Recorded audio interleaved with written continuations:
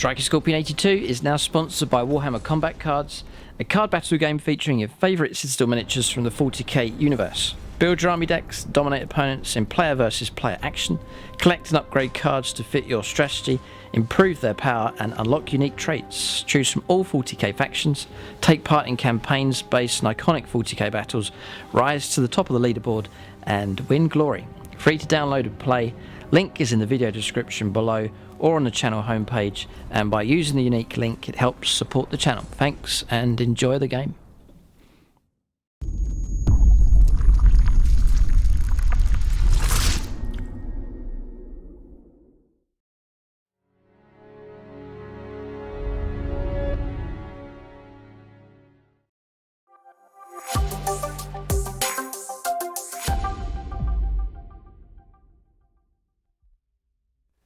Right, welcome to another top 5 units video.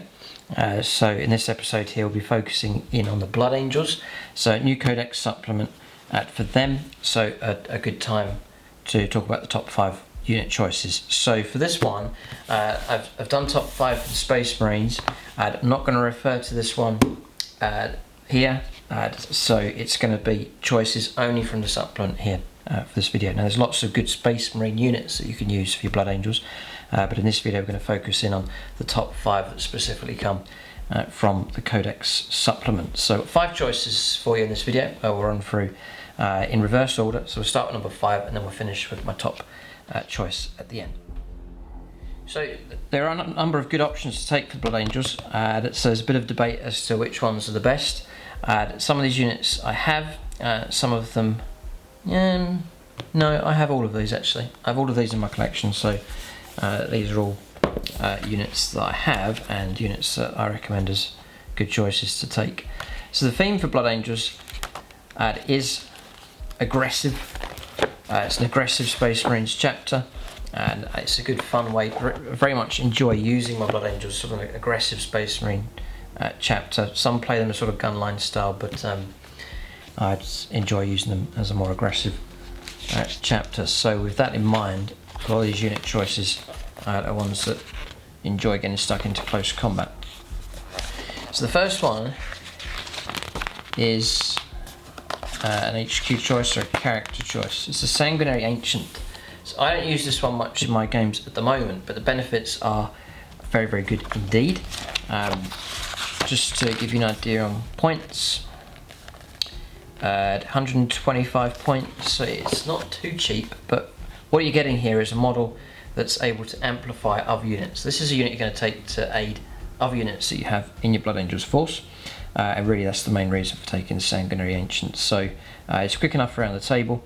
The stat line's quite standard really. There's a 2 up armor save, 4 wounds, weapon skill and ballistic skill of 3+, movement 12 though, so he's quick enough around the table. But the whole point of taking him is that he's able to buff and help out other units. Andros Bolt Gun is standard. There's a possibility of taking the Inferno Pistol, and then it's the Encarmine Axe, Sword or Power Fist. Now with him, I would say it's not the kind of model that you want to get stuck into close combat. The idea is he helps other units get stuck into close combat, and he's there to give the buffs and bonuses to those units as they do the job. So really there's 2 parts to it here. It's the chapter banner and then the Astartes banner or ability here as well. So imagine you've got a couple of units, like a large unit of Death Company with jump packs, or a large unit of Sanguinary Guard, and then you've got the Sanguinary Ancient in amongst them. So first of all you've got chapter banner. So in your command phase, select one friendly Blood Angels core unit within 6 inches of this model. Until the start of your next command phase, each time a model in that unit makes a melee attack, it's +1 to the hit roll. So that is excellent. If you've got a ton of hits coming through, say 3s to hit, all of a sudden it's 2s to hit. If you've got a captain nearby, currently reroll 1s, you've got an exceptionally reliable rate of hits coming through with that. So chapter banner, very, very useful indeed. And with Blood Angels, it's often the case where you're bringing a number of units, and at a certain point in the game, a certain part of the table where you need that melee to be as deadly as possible, and so that's the idea behind the Sanguinary Ancient. He can help that melee unit just to make them more efficient with the hits come through. It's also helpful for melee weapons like thunderhammers that are -1 to hit rolls, then the +1's going to negate that and bring them back up to 3s to hit usually. So a great benefit there. And the bigger the unit that you have, then the more use this Sanguinary Ancient ability with the chapter banner is going to be. So also each time melee attack is made against this model, it's subtract 1 from the hit roll, so it'll help keep him a bit more safe. He also gets the Heirs of Ascalon, the same as the Sanguinary Guard. So each time a model makes an attack, if this model is within 6 inches of any Freddy Blood Angels Warlord models, it's +1 to the hit roll, so he gets that as well. So yeah, I kind of, maybe one of the reasons why I don't take him, just about, because I could do the configuration with him. One of the reasons I'm not taking him is I'm running Sanguinary Guard with a Smash Captain, and usually they're near each other, and so they're getting Heirs of Ascalon, it's +1 to the attack's hit roll, and so I'm on +1 to the hit roll anyway, without the banner being there. So that's sort of one of the reasons why I'm not running the Ancient at the moment. Then you also get Astartes banner aura, so this is like an influence bubble instead of picking a specific unit. On a friendly Blood Angel's core units within 6 inches of this model, add 1 to the leadership characteristic of models in that unit. Then in addition, each time model in such unit is destroyed by an attack made by an enemy model, roll 1d6. On a 4+, do not remove the destroyed model from play. It can, after making the model's unit has finished making its attacks, can either shoot with one of its ranged weapons as if it were the shooting phase, or make one attack with one of its melee weapons as if it were the fight phase. After resolving these attacks, the destroyed model is then removed. So you've got 2 bonuses going on here, +1 to hit rolls. If you're slain, there's half a chance you're going to get another attack against the enemy unit. So that's why the Sanguinary Ancient is quite a popular choice. But as I said, for me, I pushed him down at number 5 because for my list, I'm running the Warlord, the Smash Captain, and then my Sanguinary Guard are getting the buffs for Heirs of Ascalon, so the +1 to hit rolls anyway. And then the other sort of semi-downside here with this is that you get 1 attack. Not that model gets to fight again, but you get 1 attack.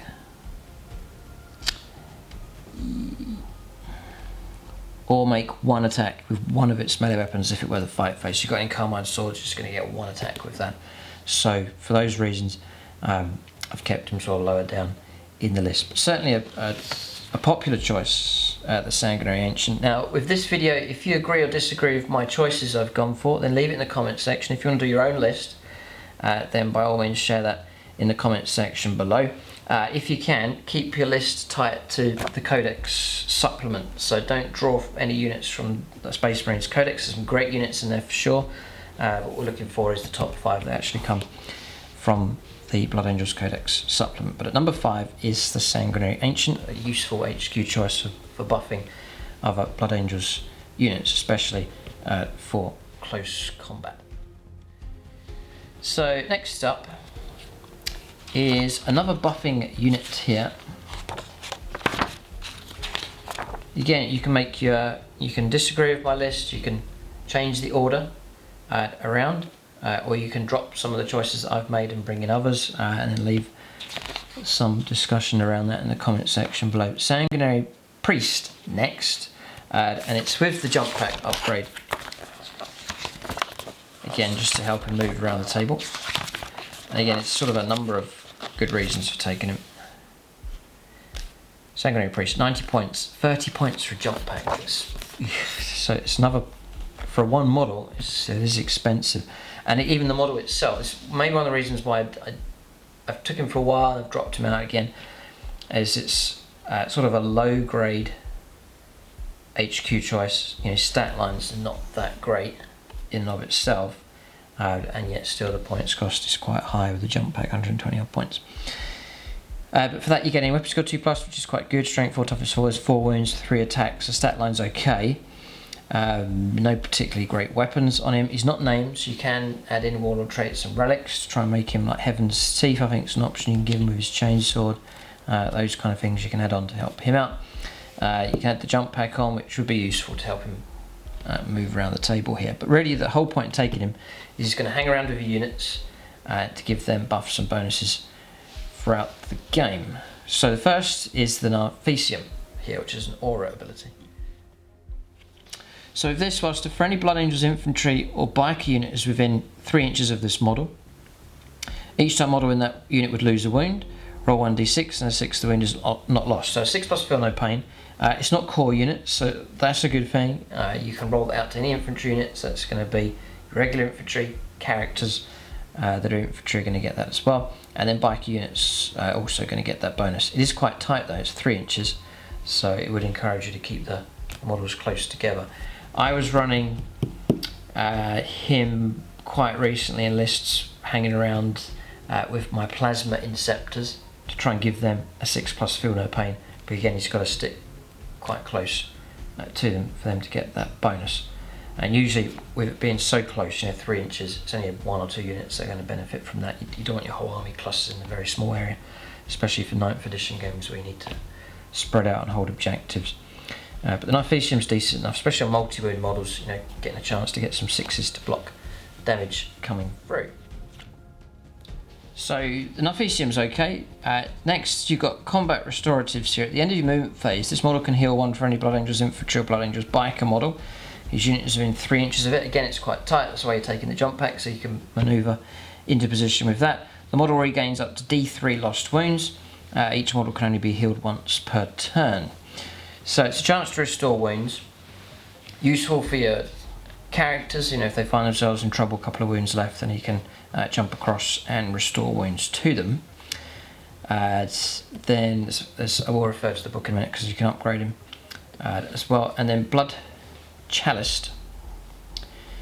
In your command phase, select one for any Blood Angels core or Blood Angels character unit, excluding vehicle units within 6 inches of this model. Till the start of the next command phase, if the Tactical Doctrine or Devastator Doctrine is active for your army, then each time model in that unit makes an attack, the Assault Doctrine is considered to be active for that attack instead. So again, it's encouraging you to get stuck in close combat, and it can help out a little bit there with an extra buff for the Blood Chalice. So what you can do is then, this is the problem, is you're paying more points to make him, because he's an apothecary here, you can make him chief apothecary, which will cost you 35 points now, I believe. So you're looking at 150 odd points for a model with a stat line that's pretty poor, for those points you've paid, and really you're taking him for all those buffs and bonuses. And the question I have is it worth the points? Because it's a big point sink for just a single model who's there only ready for buffs and bonuses. And the other thing is, you're taking an expensive unit that he can then, each turn can restore a model to, but you've now got an expensive unit plus 150 points bolted on to try and put models back in play. And so that's one of the reasons why I've dropped him down to the 4th choice here. You can give him a Warlord trait here, Selfless Healer, so in the Combat Restoratives ability, the model being healed restores 3 wounds instead of D3, so that's good. And each time, if you're going to pay the points for this, you may as well take this Warlord trait as well. They have a Chief Apothecary at the end of the movement phase. You can use Combat Restoratives ability twice instead of once, so resurrected models. And then each time this Warlord is selected, return a destroyed model to a unit using the Combat Revival stratagem. It costs you 0 CP. So it really is decent upgrades, but you're paying through the nose a little bit as far as points are concerned. So that's something to weigh up. I'm ready for my new list that I have. Actually dropped him and spent the 155 points on other things instead.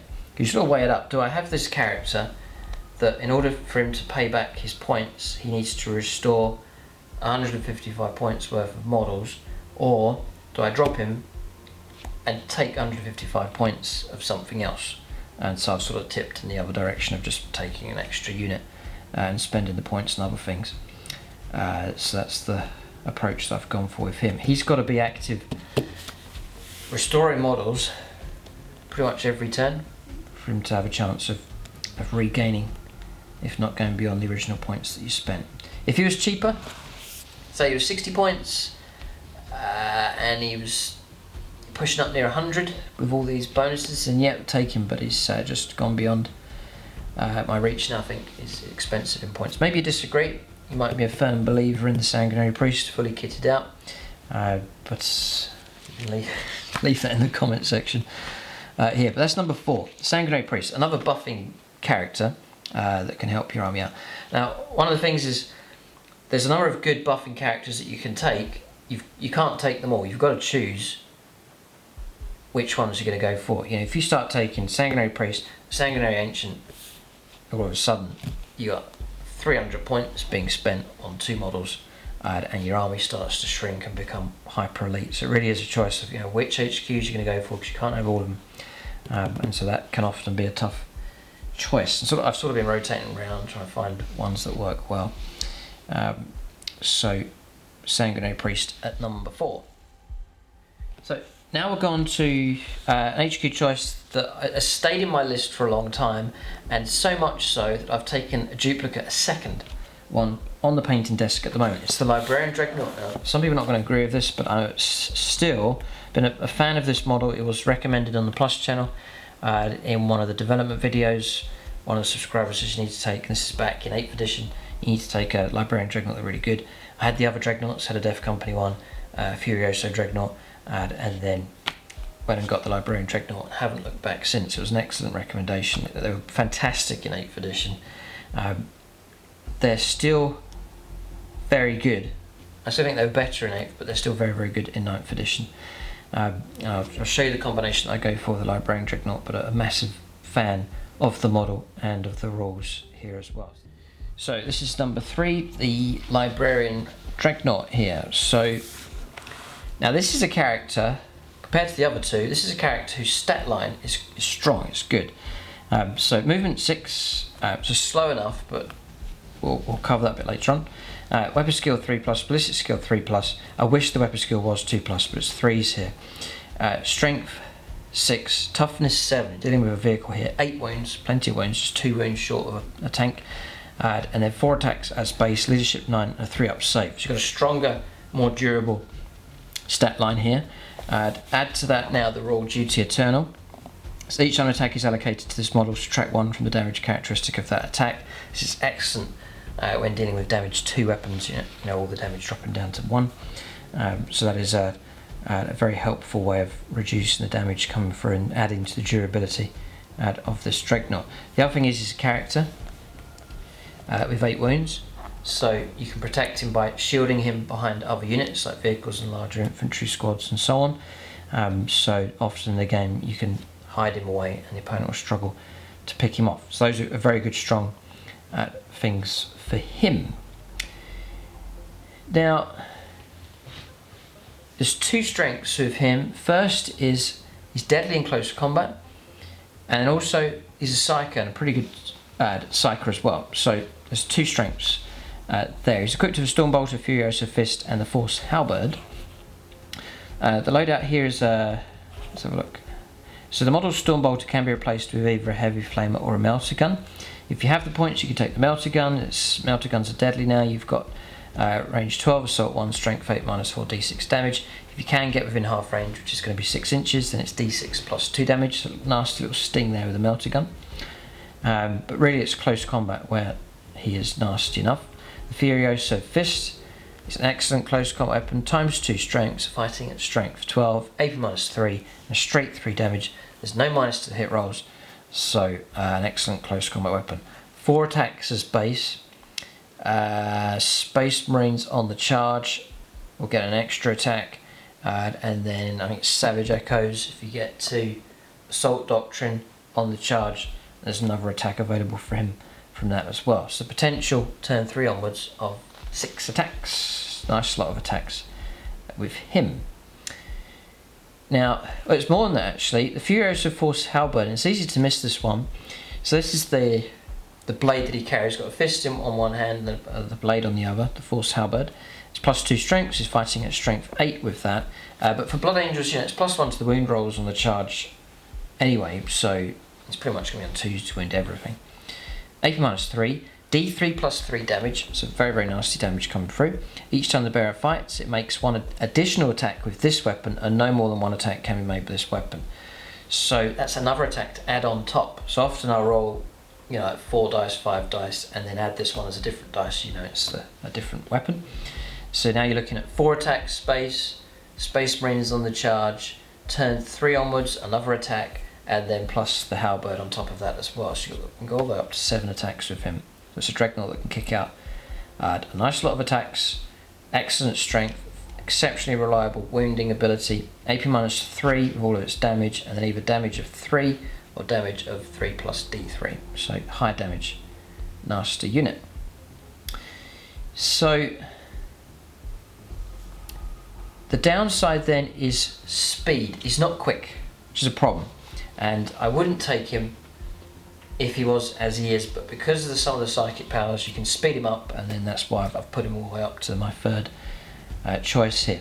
He can manifest 2 psychic powers, which is excellent, really good. As base, manifesting 2 psychic powers is great, and he can attempt to deny 1 psychic power. He knows Smite and 2 powers from the Sanguinary Discipline, which we'll go to now. This is where I think just makes him excellent, really good. Put smoke on him. Yeah, smoke screen's available, you can give him -1 to hit. But usually it's not needed as a character and he can shelter behind stuff. So there's 2 that I usually always go for in combination. So we're talking about trying to make him, there's 2 areas: speed, trying to make him move quicker across the board, and making him deadly in close combat. He's already really good. But I can take quickening, warp charge value of 6, so quite likely this is going to go off. 6 is a very reasonable number to try and achieve on 2d6. You can re-roll advance and charge rolls made for this Psyker, so now you're making him nice and reliable as he goes on the hunt, aggressive, and then you get D3 extra attacks as well. So you have the potential of 10 attacks with the Dreadnought. I think it's excellent. Then you have, well, it's only in death to duty, so if he charges in and it goes wrong and the opponent's fighting first, if he dies he's going to get to fight anyway, so you've got that kind of guaranteed close combat attacks with him. But I think for a Dreadnought it's a solid choice, and it's not too expensive. 150 points, and the melter gun's an extra 5. It's 155 points, and for that you're getting a model that has a lot going for it. So the one thing that's left to try and fix is speed, and so I take Wings of Sanguinius. Warp charge value of 6, so again likely it's going to go off. If manifested, the Psyker can make a normal move or fall back as if it were a movement phase. In addition, until the end of the phase, the Psyker has a move characteristic of 12 and can fly. So the usual move is to move 6, so you're going to go after a target, move 6, Psychic phase, manifest Wings of Sanguinius, move another 12, and then manifest Quickening, and then you've got, all of a sudden you've done a 18-inch move, which you've then got a rerollable charge at the end of it, and you really can catch the opponent out with that kind of movement. Deadly against anything really. Heavy infantry, he'll be a menace to them. Vehicles, he'll cause trouble. Characters, he'll cause trouble. So a massive fan of the Librarian Dreadnought. Speed is covered, good stat line, tough enough target, hard to try and target because he's a character, you can hide him behind stuff, and then hits well in close combat. So all of those things mean that he's made it into my top 5 unit choices, and he's there at number 3. So Librarian Dreadnought. Maybe you disagree, maybe you're a fan of the Librarian Dreadnought, but it's got to the point now where I enjoy using this Dreadnought so much, I'm going to take 2 and put them in my final list. So one of them's on the painting desk at the moment. I've got a name for him as well, or the name for the pair of them, Romulus and Remus. It might be the names I give to them, that the pair of them worked together. They were battle brothers fighting alongside, and then they were both perhaps injured together, and then have ended up in their own separate Dreadnoughts fighting together now as Librarian Dreadnoughts. That's the kind of fluff storyline behind them. Romulus and Remus are the 2 names that I've given them, and hopefully they'll work well in the game. There's one thing, some people said, oh, you can't take the same powers on both. You can, but you can't manifest, if I manifest Quickening on him, I can't then in the same psychic phase manifest it on the other model. So the idea with these is to work in tandem with them, not to send them out together. So both of them behind my battle line, and then on one turn I send one out, activating all the powers for him. He goes off and does a kamikaze charge, and then probably dies, and on the next turn send out the next Librarian Dreadnought and work them that way. and that way I can alternate with the powers coming through. There are other psychic powers, but I think I'll run them both identical because I want these units that can hide behind my lines and then burst out as needed, and do that on consecutive turns is the idea. And they're a real threat. You know, you've got a gun line moving up, a couple of dreadnoughts just poised and waiting to pounce. Your opponent's going to be hesitant about claiming the middle ground because he knows these dreadnoughts can just move 6, jump 12, and then rerollable charge, and in they go. So the other great thing, Librarian Dreadnought, 8 wounds. There is no damage bracket here. He's always going to fight at full efficiency, even if he's got 1 wound left. So again, another big bonus for the Librarian Dreadnought. So I almost tempted to put him higher up the list, but he's made it there number 3. So a worthy position, I think, for the Librarian Dreadnought. So I'm just thinking here, no Primaris so far, which is good. That's one of the great things about Blood Angels at the moment. Some of the best units, in my opinion, are not Primaris units, it's firstborn stuff. And which is a good thing, because a lot of their firstborn units are beautiful models, fantastic sculpts, and so it's good to see them still being very potent units indeed. So number 2, which is units that I haven't used for a long time, but they are very good, is Death Company. So Death Company here at number 2. They are elites, Death Company Marines. The starting cost 22 points, and then you're adding in all your upgrades on top. So if you do take jump packs, you've got to pay for that. It's 3 points. You're really looking at 25 points each, and then plus your upgrades on top of that. One of the strengths of taking these is the configurations that you can go for, the different loadouts that you can take, makes them nice and strong. You can bury some decent units or decent war gear inside the unit, and then protect those models with sort of lower upgraded models. Sort of the way that I use the Death Company. So between 5 and 10 models for them. Movement 6, your standard Space Marine really.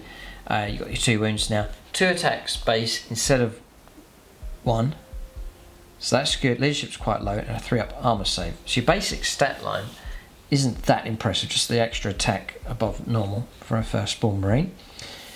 And then we'll talk about, you've got Angels of Death going on here. So we've got Space Marines on the charge with their extra attacks. Remember that. So now all of a sudden you're going up to 3 attack space, which is good. And then page 63, you get Black Rage here. So you're not allowed to fall back from close combat. Once you're in close combat, you can't pull away. You just got to keep fighting. Bit of fluff there. And then each time this unit fights, if it made a charge move, performed heroic intervention, then until the fight is resolved, it's add 1 to attacks characteristic models in this unit. So that's your Black Rage extra attack coming through. So now you've got on the charge 2 attack space, Space Marines on the charge, Black Rage on the charge as well. So 4 attacks now coming through for that Marine. You've got a 6+ feel no pain, but you cannot perform any actions with these. So they're just wholly intent on slaughter and carnage in close combat. So you're looking at 4 attack space with these. Now, the other thing to stack on top is the Blood Angels rule of, if you're charged, you make a charge or perform a heroic intervention, there's +1 to the wound rolls. So all of a sudden, standard Space Marine stat lines, your ability to wound can go right up there. Large units of these, all of a sudden you're kicking out, unit of 10, you've got 40 attack space, +1 to the wound rolls coming through. Turn 3 onwards, you've got Savage Echoes as an opportunity of another attack coming through, so now all of a sudden you've got like 5 attack space for models with that.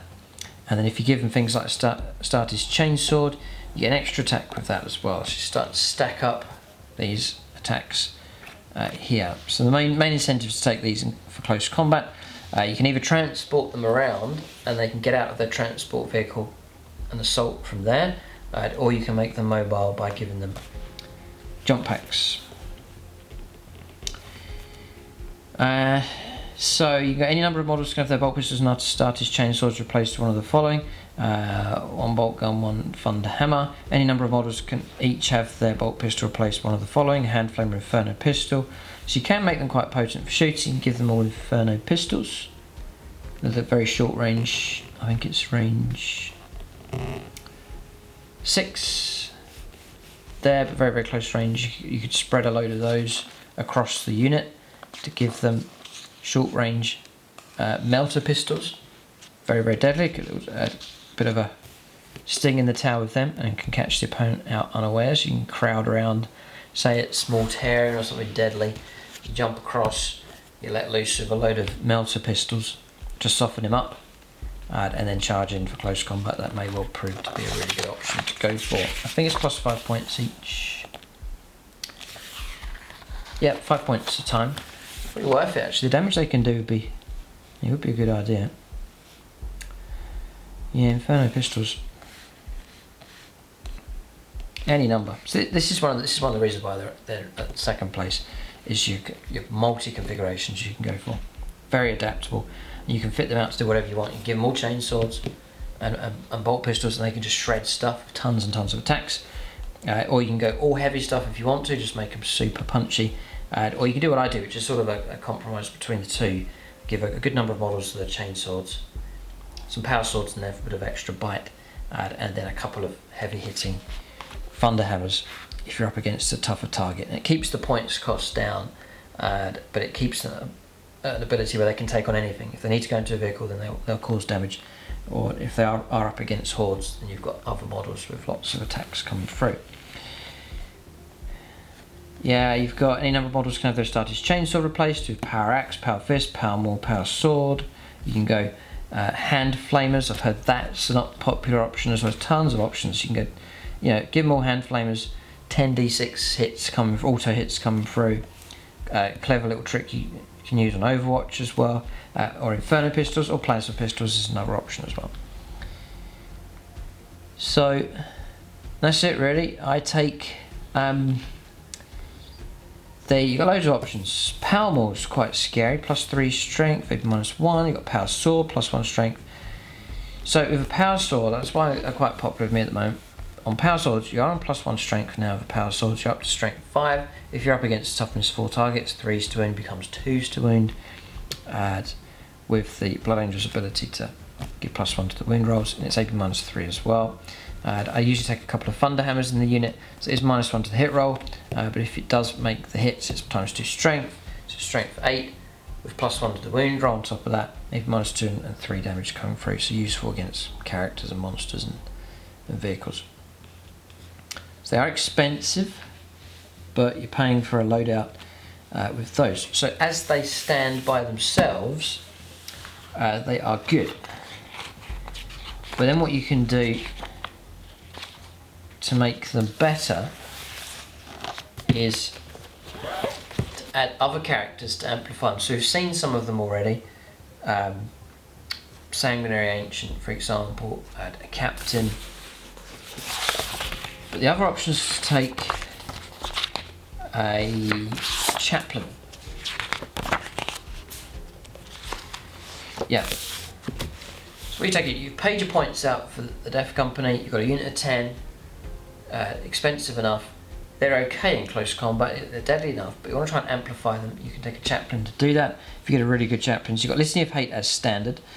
If this listening is inspiring, then whilst a friendly chapter core or chapter character unit is within 6 inches, you can re-roll the hit rolls in melee. So now all of a sudden you've got all those attacks come through, it's all re-rollable.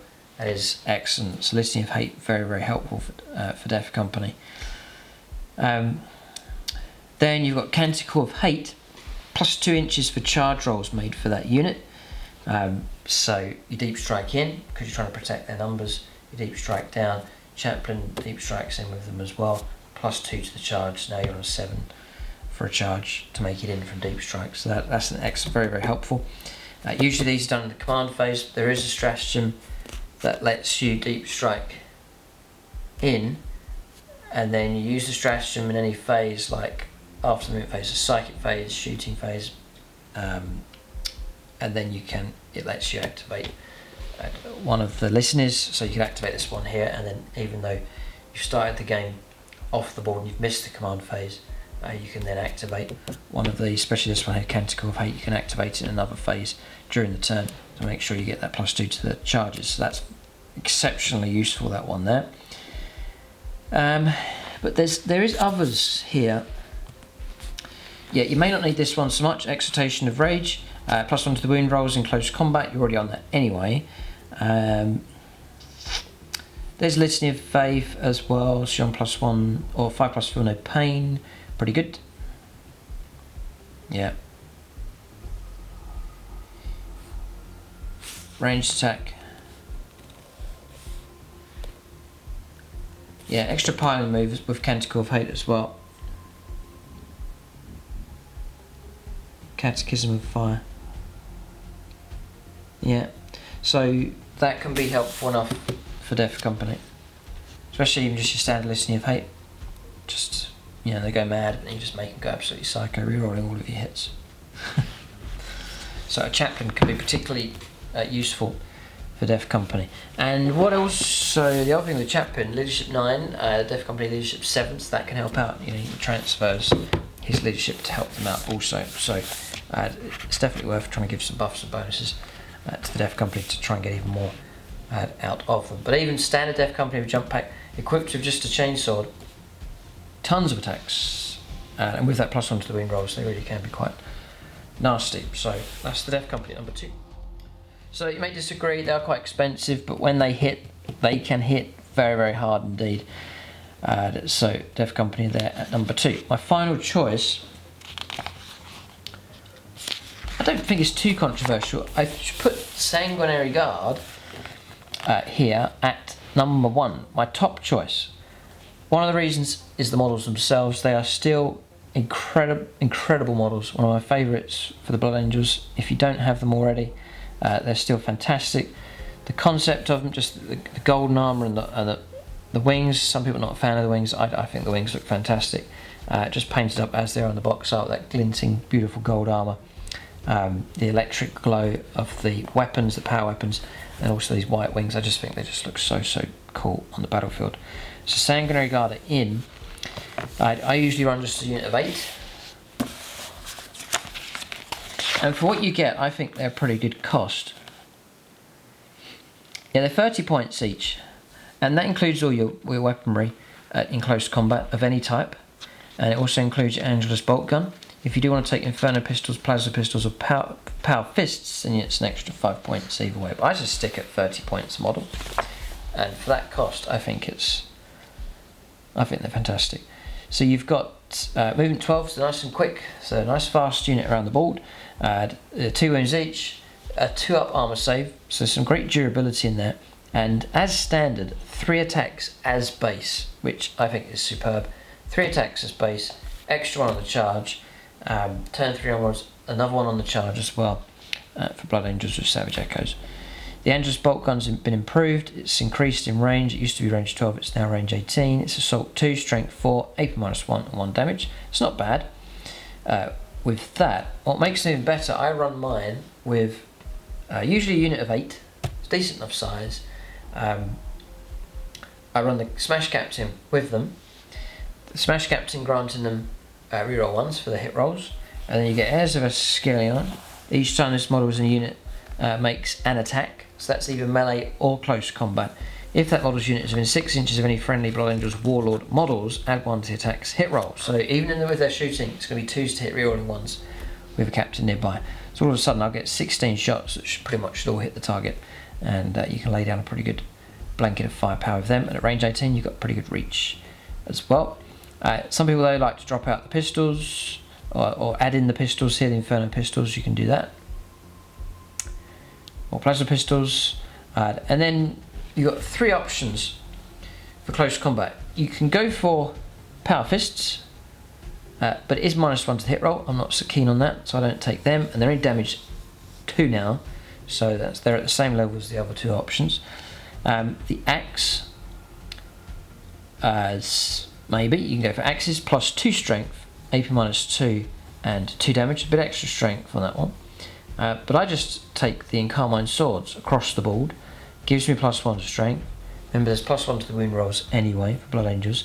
You get the AP -3, so real bite with that in close combat, and it's still at damage 2. So Encarmine Swords is what I take. I've seen the efficiency of these is when they're with the captain. Rerolling their 1s and +1 to hit rolls, 2s to hit rerolling 1s. Exceptionally reliable in close combat. and you combine that with the Carmine Sword, Strength 5, -3, 2 damage, +1 to the wound rolls. They're brutal in close combat. So that's why they're at the top.